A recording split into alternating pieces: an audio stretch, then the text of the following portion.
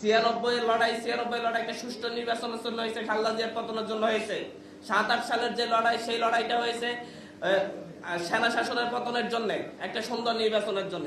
কিন্তু 2024-এর লড়াইয়ে কেউই একজন এই লড়াইয়ে অংশগ্রহণ করে কেউই বলে নাই যে আমরা একটা নির্বাচন চাই এবং নির্বাচনের মধ্য দিয়ে একটা সরকার চাই, শেখ হাসিনার পতন চাই, নতুন সরকার চাই, এর জন্য আমরা লড়াই করতেছি। এটা কেউ বলছে?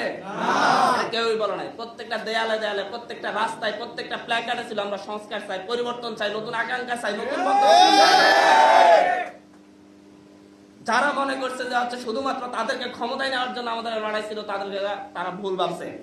তারা নিজেরাও তখন বলে নাই আমরা এরপরে ক্ষমতায় যাওয়ার জন্য তোমরা আমাদের জন্য আন্দোলন করো, কারণ তারা ক্ষমতায় যাওয়ার জন্য, হাসিনার পতনের জন্য 16 বছর লড়াই করেছে। এই দেশের মানুষ কিন্তু তাদেরটাকে সাড়া দেয় নাই। কিন্তু তারা দীর্ঘদিন ধরে নির্যাতিত হয়েছে, অত্যাচারিত হয়েছে, তারা সেই মান প্রস্তুত করেছে। কিন্তু তাদের নেতৃত্বের উপর, লিডারশিপের উপর, তাদের কথার উপর, তাদের 31 দফা এই দেশের মানুষ আস্থা রাখে নাই তখন। এই দেশের মানুষ আস্থা রাখলে তাহলে সেই 2014-তে, সেই 2018-তে, 2024-এ আছে, 2024-এর 7 দেশের মানুষ আস্থা রেখেছে সেই নতুন আকাঙ্ক্ষায়, সেই নতুন বন্দোবস্তে, সেই নতুন পরিবর্তনের স্বপ্নে।